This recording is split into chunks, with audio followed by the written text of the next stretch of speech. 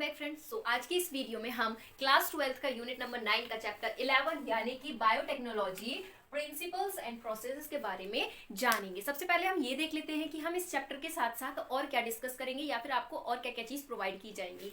तो एनसीईआरटी के सारे क्वेश्चंस विद एक्सप्लेनेशन यानी कि विद आंसर। दूसरा, सीबीएसई प्रीवियस ईयर के क्वेश्चंस आपको मिलेंगे। नीट के प्रीवियस ईयर के questions with answer with explanation और सेल्फ असाइनमेंट मिलेंगे कुछ एमसीक्यू बेस्ड जो कि नीट के क्वेश्चंस पे ही डिपेंड होंगे। उसके साथ टिप्स ऑन नोट्स यानी कि शॉर्ट नोट्स मिलेंगे जिसमें कि इंपॉर्टेंट डेफिनेशंस होंगी, डायग्राम्स होंगे इंपॉर्टेंट जिससे रिलेटेड क्वेश्चंस बोर्ड में भी और नीट में भी पूछे जाते हैं। कुछ इंपॉर्टेंट पॉइंट्स भी आपको उसमें जानने के लिए मिलेंगे। तो अगर कहें शॉर्ट नोट्स आपको प्रोवाइड की जाएंगे तो इन सभी की पीडीएफ लिंक आपको मेरे डिस्क्रिप्शन बॉक्स में मिल जाएगी। इससे प्रीवियस वीडियो में हम बायोटेक्नोलॉजी के बारे में जान चुके हैं, इसके प्रिंसिपल्स के बारे में जान चुके हैं और हम ये भी जान चुके हैं कि कौन कौन से टूल्स हमें रिक्वायर होते हैं रिकॉम्बिनेंट डीएनए बनाने के लिए। तो थोड़ा सा जान लेते हैं। तो क्या बताया था, वेक्टर में जब हम अपना डिजायर्ड जीन को इंसर्ट कराते हैं तो क्या बन जाता है, रिकॉम्बिनेंट डीएनए बन जाता है। अब हम इसमें ये देखेंगे कि हम इसको स्टेप वाइज कैसे बनाएंगे रिकॉम्बिनेंट डीएनए को और फिर उसके बाद हम इसको होस्ट सेल में कैसे इंसर्ट करेंगे। होस्ट सेल में इंसर्ट करना भी बहुत इंपॉर्टेंट प्रोसेस होता है। काफी सारे पैरामीटर्स होते हैं जिनके बेस पे हम होस्ट सेल में इंसर्ट कराते हैं। तो सबसे पहले हमें क्या करना होगा कि जो डीएनए है और वेक्टर है दोनों को आइसोलेट करना होगा यानी कि सेल में से निकालना होगा। ये सेल है, सेल के अंदर न्यूक्लियस होता है, न्यूक्लियस में ही डीएनए प्रेजेंट होगा। तो इस डीएनए को सबसे पहले हम आइसोलेट करेंगे। अब कैसे कैसे करेंगे अभी हम डिटेल में इसके बारे में पढ़ेंगे। उसके बाद फ्रेगमेंटेशन ऑफ डीएनए यानी कि हमने डीएनए तो निकाल लिया, अब इस डीएनए का फ्रेगमेंट बनाने हुए, क्योंकि इतना बड़ा डीएनए हमें जरूरत नहीं, हमें सिर्फ छोटा सा वो फ्रेगमेंट चाहिए जिसकी हमें जरूरत है रिकॉम्बिनेंट डीएनए बनाने के लिए। तो जब हमने डीएनए निकाला तो इसके हम फ्रेगमेंटेशन कराएंगे यानी कि रेस्ट्रिक्शन एंजाइम से हम इसके फ्रेगमेंट्स बना देंगे। अब क्योंकि जो डीएनए है उसके काफी सारे फ्रेगमेंट्स बन चुके हैं, अब उसमें से हमें डिजायर्ड डीएनए फ्रेगमेंट यानी कि जो डिजायर्ड जीन है उसको आइसोलेट करना है यानी कि उसको निकालना है। तो क्या करेंगे, separation and isolation of desired fragment यानी कि पहले जितने भी डीएनए फ्रेगमेंट है उनको सेपरेट करेंगे और सेपरेट करने के बाद हम अपना डिजायर्ड जीन कह सकते हैं या डिजायर्ड डीएनए फ्रेगमेंट को आइसोलेट कर लेंगे। अब सेपरेशन हम किसकी मदद से करते हैं, सेपरेशन हम करते हैं इलेक्ट्रोफोरेसिस टेक्निक की वजह से। इलेक्ट्रोफोरेसिस के बारे में भी आगे पढ़ेंगे। उसके बाद amplification of gene of interest using PCR यानी कि हमने अपना डिजायर्ड जीन निकाल लिया, डिजायर्ड जीन हमने आइसोलेट कर लिया, अब उसकी मल्टीपल कॉपीज बनानी है हमें यानी कि क्लोनिंग करनी है। तो क्या करेंगे, क्लोनिंग करने के लिए पीसीआर के थ्रू करते हैं। पीसीआर क्या है, पॉलीमरेज चेन रिएक्शन। तो पीसीआर के थ्रू हम अपने जो डिजायर्ड जीन है और वेक्टर है दोनों को एम्प्लीफाई कराएंगे यानी कि उनकी मल्टीपल कॉपीज बनाएंगे। उसके बाद ligation of DNA fragment into host vector यानी कि होस्ट वेक्टर नहीं, इनटू ए वेक्टर यानी कि क्या करेंगे अब हम, क्योंकि अब पीसीआर से हमने मल्टीपल कॉपीज बना ली है, वेक्टर है हमारे पास प्योर फॉर्म में और अब हमारे पास डिजायर्ड जीन भी है। अब क्या कराएंगे, उनका लाइगेशन कराएंगे। तो लाइगेशन वेक्टर के अंदर क्या कर देंगे, हम अपनी डिजायर्ड जीन को इंसर्ट कर देंगे जिससे क्या बन जाएगा, हमारा रिकॉम्बिनेंट डीएनए बिल्कुल बन जाएगा। अब उसके बाद क्या करेंगे, रिकॉम्बिनेंट डीएनए बन गया, नेक्स्ट स्टेप क्या होता है, होस्ट सेल में ट्रांसफर करते हैं। तो होस्ट सेल में ट्रांसफर करेंगे हम अपने रिकॉम्बिनेंट डीएनए को। बहुत सारे टेक्निक से हम, बहुत सारे तरीके से हम रिकॉम्बिनेंट डीएनए को ट्रांसफर कर सकते हैं, आगे इसके बारे में डिस्कस करेंगे। उसके बाद अब क्योंकि रिकॉम्बिनेंट डीएनए बन गया, होस्ट सेल में जा चुका है, रेप्लिकेशन हो चुकी है, तो अब उस प्रोडक्ट को, जो हमारा प्रोडक्ट बना है डिजायर्ड प्रोडक्ट, उसको एक्सट्रैक्ट कर लेंगे अपने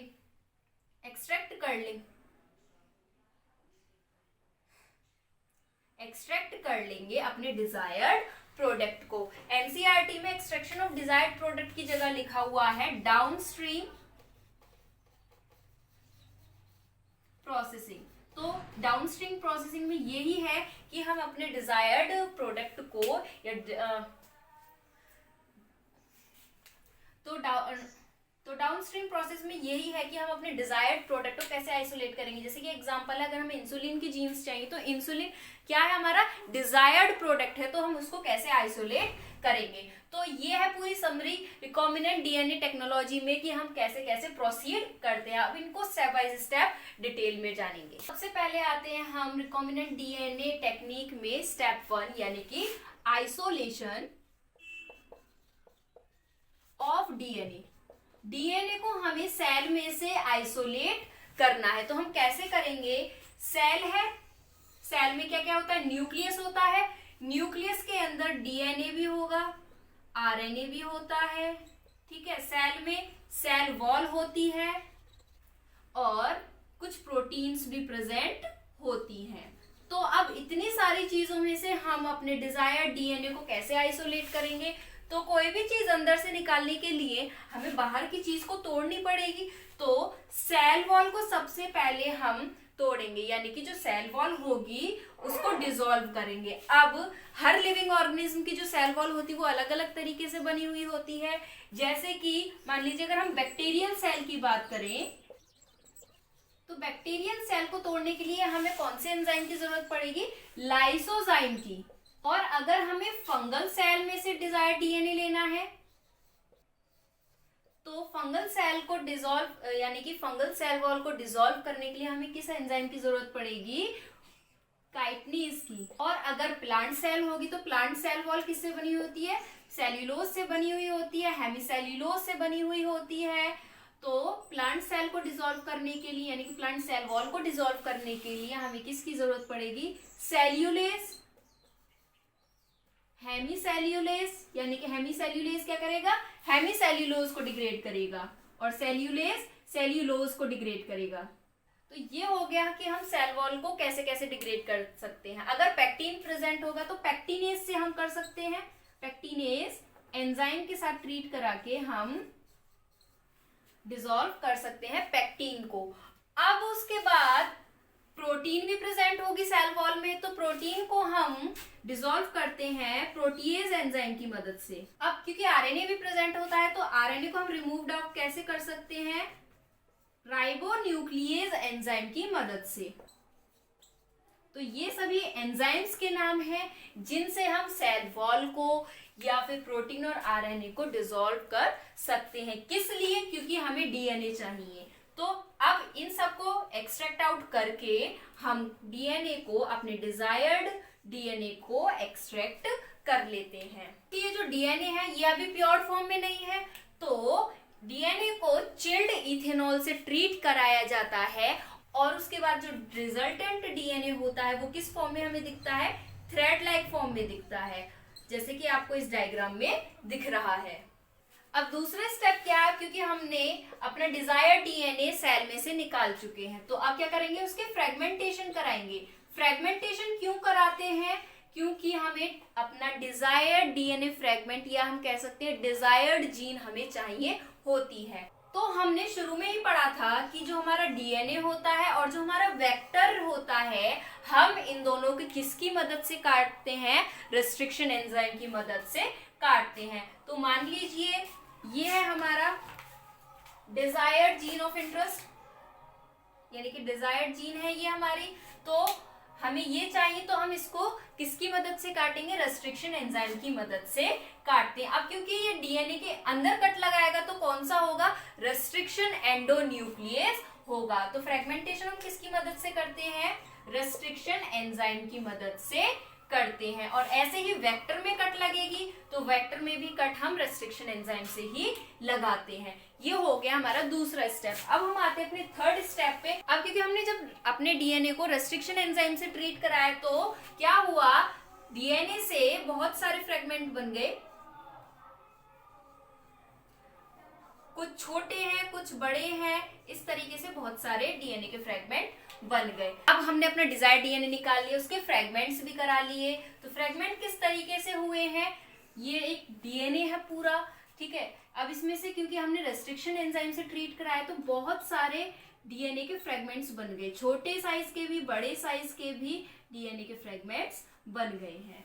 तो अब क्या करेंगे, अब इसमें से हमें अपना डिजायर्ड डीएनए निकालना है, यानी कि जीन ऑफ इंटरेस्ट हमें निकालना है। तो अब इतने सारे डीएनए को सेपरेट करना है अलग अलग। हम किस मेथड के थ्रू करते हैं, जेल इलेक्ट्रोफोरेसिस के थ्रू करते हैं, जेल इलेक्ट्रोफोरेसिस। तो तीसरा स्टेप क्या हो गया हमारा, सेपरेशन ऑफ डीएनए फ्रेगमेंट। तो जेल इलेक्ट्रोफोरेसिस क्या है, ये एक इंस्ट्रूमेंट है जिसके थ्रू हम डीएनए को सेपरेट आउट कर सकते हैं। किस प्रिंसिपल पे, डीएनए के मॉलिक्यूलर साइज के प्रिंसिपल पे। तो कैसे करेंगे, सबसे पहले इलेक्ट्रोफोरेसिस को देखते हैं किस तरीके का होता है। तो ये एक रफली डायग्राम है इलेक्ट्रोफोरेसिस का, आप चाहे तो नेट से सर्च कर सकते हैं कि इलेक्ट्रोफोरेसिस एक्चुअल में दिखता कैसा है। तो जेल इलेक्ट्रोफोरेसिस में क्या होता है, वेल्स प्रेजेंट होते हैं। वेल्स क्या होते हैं, ये खाली स्पेस होता है जहां पर हम अपने डीएनए फ्रेगमेंट्स को पोर कराते हैं। पोर मीन्स इसमें डालते हैं। तो क्या होगा, जो जेल इलेक्ट्रोफोरेसिस में हम एक मैट्रिक्स का यूज करते हैं, मैट्रिक्स कह दे या फिर मीडियम, जिसके थ्रू जो हमारा डीएनए होता है वो इस इलेक्ट्रोफोरेसिस में आसानी से रन कर सकता है। और जो जनरली डीएनए के लिए, डीएनए सेपरेशन के लिए हम यूज करते हैं, वो कौन सा मैट्रिक्स यूज करते हैं, वो हम करते हैं एगरोस जेल। तो ये बहुत इंपॉर्टेंट है नाम याद रखने के लिए कि हम कौन से मैट्रिक्स का यूज करते हैं जेल इलेक्ट्रोफोरेसिस में, किसके लिए, डीएनए को सेपरेट करने के लिए। तो एगरोस जेल का यूज करते हैं और इसीलिए हम बोलते हैं एगरोस जेल इलेक्ट्रोफोरेसिस। तो अब हम कैसे करेंगे, जैसे कि हमें पता है जो डीएनए होता है वो नेगेटिवली चार्ज पार्टिकल होता है। तो जब हम डीएनए को इन वेल्स में पोर कराएंगे, उसके बाद इलेक्ट्रोफोरेसिस में हम इलेक्ट्रिसिटी प्रोवाइड कराएंगे, यानी कि वोल्टेज प्रोवाइड कराएंगे। इधर वेल्स होती हैं, उधर हम नेगेटिव इलेक्ट्रोड को प्लेस करेंगे और उसके जस्ट अपोजिट पोल पे पॉजिटिव इलेक्ट्रोड को प्लेस करेंगे। अब क्या होगा, जैसे हम डीएनए फ्रेगमेंट को इसमें पोर कराएंगे और फिर वोल्टेज, हाई वोल्टेज देंगे, तो इलेक्ट्रिक फील्ड की प्रेजेंस में ये क्या करेंगे, डीएनए ये मूव करनी शुरू कर जाएंगे, किधर, negative to positive. Negative to positive क्यों, क्योंकि जो डीएनए होता है नेगेटिव चार्ज होता है इस पे, और ये अपने अपोजिट चार्ज पे ही जाके अट्रैक्ट होती हैं। अब क्या होगा कि जो डीएनए फ्रेगमेंट है हर साइज के भी हैं, छोटे भी हैं, बड़े भी हैं, मीडियम साइज के भी हैं।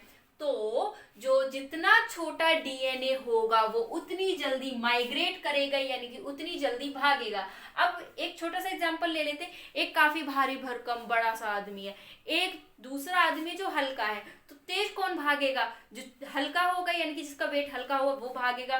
तो ऐसे ही इसमें है, जिसका मॉलिक्यूलर साइज छोटा होगा वो उतनी जल्दी से माइग्रेट करेगा, यानी कि इस तरीके से कुछ हमको प्रिंटिंग दिखेगी। जो बड़े होंगे, सबसे बड़े वो इधर, फिर थोड़े से उनसे छोटे, इस तरीके से। ये एक्चुअल में सीक्वेंस में नहीं है कि इस वेल में जो होंगे वो इधर होगा, ये इस तरीके से डीएनए फ्रेगमेंट जो होते हैं माइग्रेट करते हैं, यानी कि लार्जर टू स्मॉलर। तो ये होता है जेल इलेक्ट्रोफोरेसिस। अब हम डीएनए फ्रेगमेंट्स को ऐसे ही नॉर्मल लाइट में नहीं देख सकते और ना ही विदाउट स्टेनिंग हम देख सकते हैं। तो डीएनए को हम स्टेन करते हैं। स्टेन किससे करते हैं हम डीएनए को? इथिडियम ब्रोमाइड से। इथिडियम ब्रोमाइड से हम किसको? डीएनए फ्रेगमेंट्स को स्टेन करेंगे। अब उसके बाद स्टेनिंग के बाद जो हम इसको देखेंगे वो नॉर्मल लाइट में नहीं देख सकते, तो इसीलिए हम इनको यूवी लाइट में देखते हैं। यूवी रेडिएशन में हम डीएनए फ्रेगमेंट को देख सकते हैं। तो ये है पूरा कॉन्सेप्ट जेल इलेक्ट्रोफोरेसिस का, जो कि 12th क्लास में काफी नया कॉन्सेप्ट है, लेकिन बहुत इजी है और काफी इंटरेस्टिंग है। अब उसके बाद क्योंकि हमने जेल इलेक्ट्रोफोरेसिस से सारे फ्रेगमेंट्स को अलग अलग कर दिए, तो अब उसमें से हम अपना डिजायर्ड डीएनए फ्रेगमेंट को एक्सट्रैक्ट आउट करेंगे और इसी स्टेप को हम बोलते हैं इल्यूजन। तो अब हमने जेल इलेक्ट्रोफोरेसिस की मदद से अपना डिजायर्ड डीएनए फ्रेगमेंट और वेक्टर भी हमने आइसोलेट कर लिया है। अब उसके बाद क्या करेंगे, मल्टीपल कॉपीज बनाएंगे, किसकी, अपने डिजायर्ड जीन की और वेक्टर की। तो ये किसके थ्रू होता है, पीसीआर। तो अगला स्टेप क्या है, फोर्थ स्टेप क्या है, एम्प्लीफिकेशन ऑफ डीएनए फ्रेगमेंट। जो हमने अपना डिजायर डीएनए फ्रेगमेंट निकाला है उसका एम्प्लीफिकेशन कैसे कराएंगे। एम्प्लीफिकेशन का मतलब मल्टीपल कॉपीज बनाना, तो पीसीआर के थ्रू हम ये करते हैं। पीसीआर की फुल फॉर्म क्या है, पॉलीमरेज चेन रिएक्शन। टेक्निक सबसे पहले कैरे मुलिस ने इंट्रोड्यूस कराई थी, कब 1985। हम पीसीआर की मदद से सिर्फ कुछ ही मिनट में डीएनए फ्रेगमेंट की काफी सारी कॉपीज बना सकते हैं, यानी कि डीएनए का रेप्लिकेशन हो सकता है। तो अब ये कैसे होगा ये हम डायग्राम के थ्रू समझेंगे। पीसीआर होता है वो 3 स्टेप में वर्क करता है, यानी कि अगर पीसीआर की एक साइकिल होगी तो एक साइकिल में वो 3 स्टेप पूरे करता है। पहला डीनेचुरेशन होगा, उसके बाद प्राइमर एनिलिंग होगी, फिर उसके बाद एक्सटेंशन ऑफ प्राइमर होगा। अब ये कैसे कैसे होता है, हमने अपना डीएनए फ्रेगमेंट ले लिया, 2 स्ट्रैंड होते हैं हमें पता है, 5 prime to 3 prime and 3 prime to 5 prime. अब क्या करेंगे, हम इन दोनों को अलग कराएंगे। अलग कैसे कराएंगे, इसको हीट करके, यानी कि हीट करेंगे कितने टेम्परेचर तक, 93 टू 95 डिग्री सेल्सियस तक। अब उसके बाद दूसरा स्टेप आएगा प्राइमर एनिलिंग, यानी कि हम प्राइमर को इसमें ट्रीट कराएंगे, लेकिन जो टेम्परेचर होगा जो पहले ज्यादा था अब उसको हम कम कर देंगे।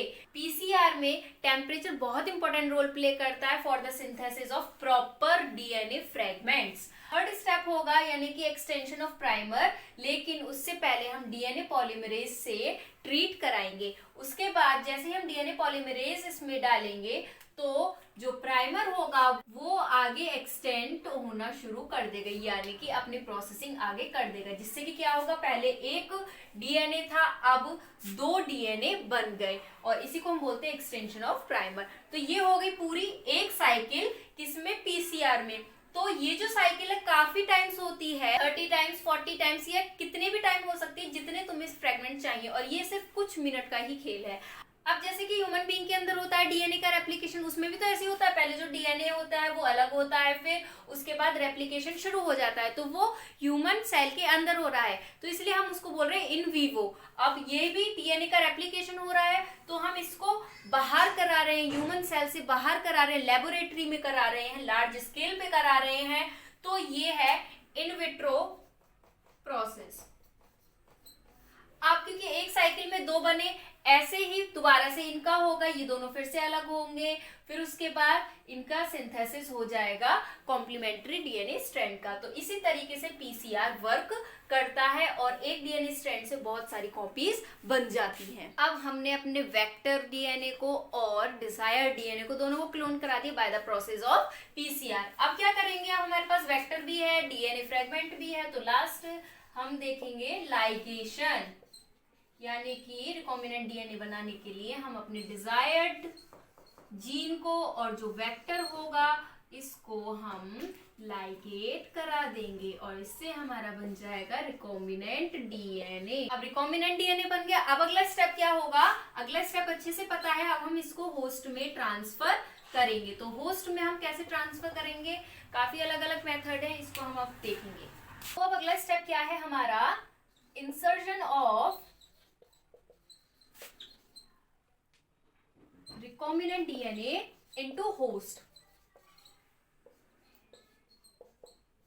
अब इसमें क्या होगा, हमारा जो रिकॉम्बिनेंट डीएनए होता है, यानी कि ये हमारा रिकॉम्बिनेंट डीएनए है,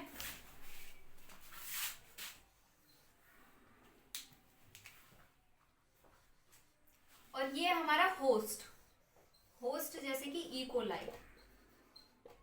तो अब हमें अपने रिकॉम्बिनेंट डीएनए को इसमें ट्रांसफर कराना है, तो हम कैसे कराएंगे, तो जो मेम्ब्रेन होती है, प्लाज्मा मेम्ब्रेन होती है सेल की, वो हाइड्रोफोबिक होती है, ये हमें पता है, और जो डीएनए पार्टिकल होता है यानी कि डीएनए मॉलिक्यूल जो होता है वो हाइड्रोफिलिक होता है,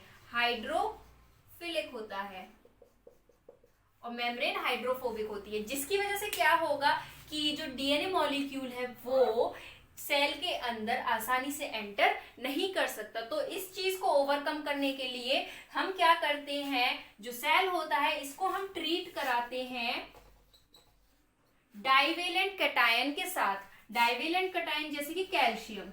इसकी वजह से क्या होगा, जो परमेबिलिटी होती है सेल मेम्ब्रेन की होस्ट सेल में वो इंक्रीज हो जाती है और जो डीएनए यानी कि जो रिकॉम्बिनेंट डीएनए हमारा वो आसानी से इंसर्ट हो जाता है। अब ये जो डीएनए को हम इंसर्ट कराएंगे इसके लिए अलग अलग मेथड हैं, जैसे कि पहला है ट्रांसफॉर्मेशन। तो ट्रांसफॉर्मेशन में हम क्या करेंगे, ट्रांसफॉर्मेशन में हम हीट स्ट्रोक के थ्रू यानी कि हाई टेम्परेचर पे हम किसको ट्रीट कराते हैं, हम कराएंगे बैक्टीरिया और प्लाज्मिड को, दोनों को। प्लाज्मिड से मतलब रिकॉम्बिनेंट डीएनए को। तो क्या करेंगे, शुरू से देखते हैं। ये हमारा बैक्टीरिया है जिसमें जो कि हाइड्रोफोबिक है। तो सबसे पहले हम इस बैक्टीरिया को किससे ट्रीट कराएंगे, CaCl2 से। अब उसके बाद क्या करेंगे, ये परमेबल हो गया किसके लिए, रिकॉम्बिनेंट डीएनए के लिए। तो हम अब इन दोनों को 42 डिग्री सेल्सियस पे हीट स्ट्रोक कराएंगे, जिसकी वजह से क्या होगा, ये जो रिकॉम्बिनेंट डीएनए है ये सेल के अंदर एंटर हो जाएगा। तो एक प्रोसेस ये है। दूसरा है माइक्रो इंजेक्शन के थ्रू। माइक्रो इंजेक्शन में क्या होता है कि हम डीएनए को यानी कि जो हमारा रिकॉम्बिनेंट डीएनए इसको हम डायरेक्ट इंजेक्ट करा देते हैं सेल के न्यूक्लियस में। तो एक मेथड ये है। और ये कौन सा मेथड था, ये था ट्रांसफॉर्मेशन। तीसरा है जीन गन। जीन गन में क्या होगा कि जो सेल होते हैं हमारे, जो टारगेटेड सेल है, मान लीजिए ये हमारे टारगेटेड सेल है यानी कि होस्ट सेल, इसमें हम हाई प्रेशर से डीएनए को इंसर्ट कराते हैं बॉम्बार्डिंग के थ्रू। और ये डीएनए हम डायरेक्टली बॉम्बार्ड नहीं कराते हैं, इसको हम गोल्ड टंगस्टन से कोट करते हैं। इसकी वजह से जो हमारा रिकॉम्बिनेंट डीएनए होता है वो डायरेक्ट सेल में एंटर कर जाता है।